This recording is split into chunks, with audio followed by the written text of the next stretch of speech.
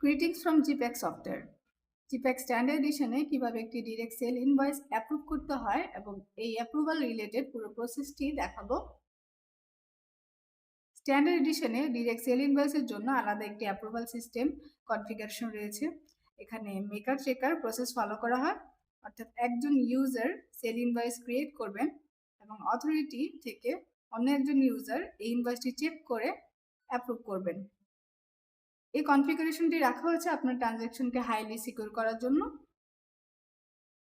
Sell মডিউলে এখন দেখতে পাচ্ছেন ডিরেক্ট সেল ইনভয়েস পেজটি রয়েছে, কোনো অ্যাপ্রুভাল পেজ এখানে নেই। এখন এই পর্যায়ে এসে এই ডিরেক্ট সেল ইনভয়েসের থ্রুতে যদি কোনো সেল ইনভয়েস ক্রিয়েট করা হয়, ক্রিয়েট করার সাথে সাথে সেল ইনভয়েসটি অটোমেটিকলি অ্যাকাউন্টের সাথে ইন্টিগ্রেট হয়ে যাবে।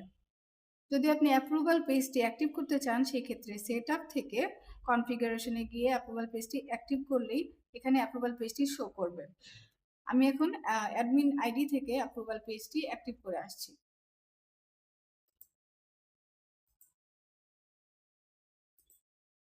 দেখুন এখন সেল ইনভয়েস অ্যাপ্রুভাল পেজটি চলে এসেছে। এই পর্যায়ে যদি এখন ডিরেক্ট সেল ইনভয়েস পেজে একটি সেল ইনভয়েস ক্রিয়েট করা হয়, ওই সেল ইনভয়েসটি অ্যাপ্রুভাল পেজে চলে আসবে অ্যাপ্রুভ হওয়ার জন্য, এবং অ্যাপ্রুভ করার পরেই শুধুমাত্র সেটি অ্যাকাউন্টের সাথে ইন্টিগ্রেট হবে। আমি এখন এই পুরো প্রসেসটি দেখাবো। প্রথমে ডিরেক্ট সেল ইনভয়েস পেজে গিয়ে একটি সেল ইনভয়েস ক্রিয়েট করে নিচ্ছি। কিভাবে একটি ডিরেক্ট সেল ইনভয়েস ক্রিয়েট করতে হয় তা আমাদের ইউটিউব চ্যানেলে পেয়ে যাবেন। এখন আমি একটি সেল ইনভয়েস ক্রিয়েট করে ফুল প্রসেসটি দেখাবো। কাস্টমার সিলেক্ট করে নিচ্ছি। কাস্টমার সিলেক্ট করার সাথে সাথে নিচে খেয়াল করুন এই কাস্টমারের ক্রেডিট লিমিটটি দেওয়া হয়েছে, অর্থাৎ এই কাস্টমারকে আপনি সর্বোচ্চ কত টাকা পর্যন্ত ক্রেডিট সেল দিতে পারবেন। এই ক্রেডিট লিমিটটি যখন এই কাস্টমারটি ক্রিয়েট করা হয়েছিল সেখান থেকে ক্রেডিট লিমিট ফিল্ডে যে অ্যামাউন্টটি দেওয়া হয়েছিল এখানে সেই অ্যামাউন্টটি শো করছে। এই কাস্টমারের এগেনস্টে একটি সেল ইনভয়েস ক্রিয়েট করা হয়েছিল যা অ্যাপ্রুভাল পেজে রয়েছে, এই জন্যই এই পেন্ডিং অ্যাপ্রুভাল অ্যামাউন্ট ফিল্ডে এই অ্যামাউন্টটি শো করছে, অর্থাৎ 12,500 টাকার একটি সেল ইনভয়েস এখনো অ্যাপ্রুভাল পেজে রয়েছে। নেক্সট প্রসেসে যাচ্ছি। একটা আইটেম অ্যাড করলাম। আইটেমটির ওয়্যারহাউস সিলেক্ট করার সাথে সাথে একটি মেসেজ দেখতে পাচ্ছেন, অর্থাৎ এই আইটেমটির স্টকে যে ডিফারেন্সটি দেখাচ্ছে 23 এবং 18, সেটা হতে পারে কিছু স্টক অন্য কোনো ওয়্যারহাউসে আছে, অথবা এই আইটেমটির আগে একটি সেল ইনভয়েস ক্রিয়েট করা হয়েছিল যা অ্যাপ্রুভাল পেজে রয়েছে। এই কারণে সিস্টেম থেকে এই মেসেজটি দেখাচ্ছে। আমি নেক্সটে চলে যাই। ব্যাচ নাম্বার এবং কোয়ান্টিটি অ্যাড করে নিলাম। অ্যাড করে নিচ্ছি। একটি মেসেজ দেখতে পাচ্ছেন ক্রেডিট লিমিটের। এখানে এই কাস্টমারের ক্রেডিট লিমিটটি দেখাচ্ছে, সাথে আগের যে পেন্ডিং অ্যাপ্রুভাল অ্যামাউন্টটি সেটিও শো করছে। এছাড়াও বর্তমানে এই কাস্টমারের যে ডিউ ব্যালেন্সটি রয়েছে সেই অ্যামাউন্টটিও দেখাচ্ছে, এবং এই ব্যালেন্সগুলোকে হিসাব করে সিস্টেম থেকে অ্যাভেলেবেল যে ক্রেডিটটি তাও শো করছে। এবং এই কারণেই এই অ্যাভেলেবেল ক্রেডিটের বেশি অ্যামাউন্ট আইটেম অ্যাড করা যাচ্ছে না, অর্থাৎ এই দেখাচ্ছে যে অ্যাভেলেবেল ক্রেডিট 5,000, আমাদের আইটেমের টোটাল অ্যামাউন্ট ছিল 7,500, এই জন্য এই মেসেজটি এখন শো করছে। আমি আইটেমের কোয়ান্টিটি কমিয়ে দিচ্ছি। এখন এটি অ্যাড হবে। দেখুন এটি অ্যাড হয়ে গিয়েছে। আমি সেভ করে নিচ্ছি। দেখতেই পাচ্ছেন সেল ইনভয়েস 13 অ্যাপ্রুভাল পেজে চলে গিয়েছে। এই পর্যায়ে এসে এই সেল ইনভয়েসটি এখনো অ্যাকাউন্টের সাথে ইন্টিগ্রেট হয়নি, শুধুমাত্র অ্যাপ্রুভাল পেজ থেকে অ্যাপ্রুভ হওয়ার পরই এটি অ্যাকাউন্টের সাথে ইন্টিগ্রেট হবে। যেহেতু এই ইনভয়েসটি এখনো অ্যাকাউন্টের সাথে অ্যাডজাস্ট হয়নি, তাই এই মুহূর্তে রিপোর্টটিও ডাউনলোড করা যাবে না। এখানে আমি একটি রিপোর্ট সাইজ সিলেক্ট করে ইনভয়েস বাটনে ক্লিক করলাম। দেখুন এখানে একটি মেসেজ চলে এসেছে যে এই ভাউচারটি এখনো অ্যাপ্রুভাল পেজে পেন্ডিং অবস্থায় রয়েছে। আপনি চাইলে এখন এই সেল ইনভয়েসটি চাইলে এডিটও করতে পারেন। অ্যাপ্রুভ করার পর আর এডিট করার বা ডিলিট করার কোনো সুযোগ পাবেন না। এখানে একটি এডিটর পেজ রয়েছে যার অ্যাক্সেস যদি অথরিটি থেকে পারমিশন দেওয়া হয় তখনই পাবেন, এছাড়া এই বাটনটি শো করবে না। এডিট পেজে চলে গেলাম। এখানে দেখুন এডিট এবং ডিলিটের অপশন রয়েছে, আপনি চাইলে কোয়ান্টিটি, ডিসকাউন্ট, ভ্যাট এডিট করতে পারেন বা ডিলিট করতে পারেন। এখন আমি অ্যাপ্রুভাল পেজে কিভাবে অ্যাপ্রুভ করতে হবে সেল ইনভয়েসটি সেই প্রসেসটি দেখাবো।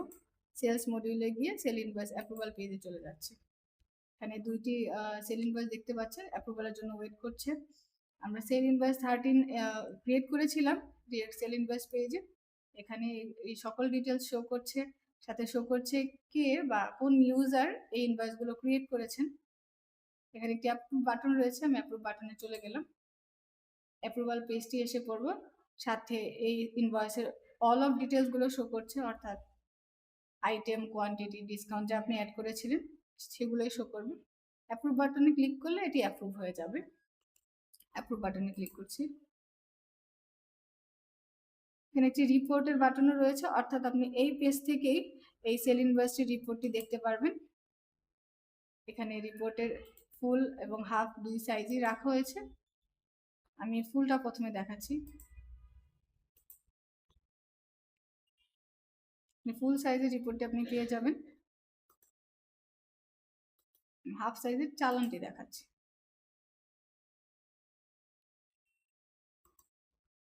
যদি এই ইনভয়েসের এগেইনস্টে কোনো পেমেন্ট রিসিভ করা হতো তাহলে এখানে রিসিভ ভাউচার আপনি দেখতে পারতেন। এখন যেহেতু রিসিভ করা হয়নি তাই রিসিভ ভাউচারটি শো করবে না।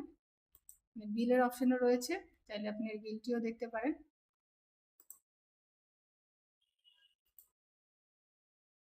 এখন এই পর্যায়ে এসে এই সেল ইনভয়েসটি অ্যাকাউন্টের সাথে ইন্টিগ্রেট হয়েছে। আমি ডিরেক্ট সেল ইনভয়েসের এডিট পেজে চলে যাচ্ছি। দেখুন সেল ইনভয়েস 13 এই এডিটর পেজে আর নেই, কারণ এটি অ্যাপ্রুভ করা হয়েছে। এখন এটি আর কোনোভাবেই এডিট বা ডিলিট করার সুযোগ নেই। আপনি চাইলে এই ডিরেক্ট সেল ইনভয়েসের সার্চ অপশন থেকেও যে কোনো ইনভয়েস সার্চ করে দেখতে পারেন। আমি 13 সার্চ করে দেখাচ্ছি, অথবা এই ইনভয়েস ডেট সার্চ করেও যে কোনো ইনভয়েসগুলো দেখতে পারবেন। এছাড়াও স্ট্যান্ডার্ড এডিশনে আরও কিছু ফিচার্স রয়েছে। আপনি চাইলে 2D ইনভয়েস লিস্ট থেকেও এই ইনভয়েসগুলো ডাউনলোড করতে পারেন। এখানে আমি সেল ইনভয়েস 13 ওপেন করলাম, তার ডিটেলস শো করছে এবং ডাউনলোড অপশন গিয়ে এটি পিডিএফ ফরম্যাটে ডাউনলোড হয়ে যাবে। আপনি চাইলে অন্যান্য ফরম্যাট অর্থাৎ এক্সেল ও ওয়ার্ড ফরম্যাটেও এই ইনভয়েসটি ডাউনলোড করে নিতে পারবেন।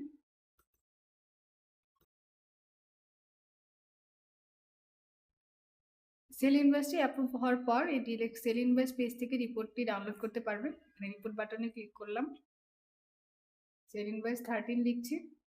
এখানে রিপোর্ট ফুল, হাফ দুইভাবেই আপনি ডাউনলোড করে নিতে পারেন। ফুল সিলেক্ট করলে একটি ফুল ইনভয়েস আপনি দেখতে পারবেন। আমি ইনভয়েস বাটনে ক্লিক করছি, ফুল রিপোর্ট চলে এসেছে।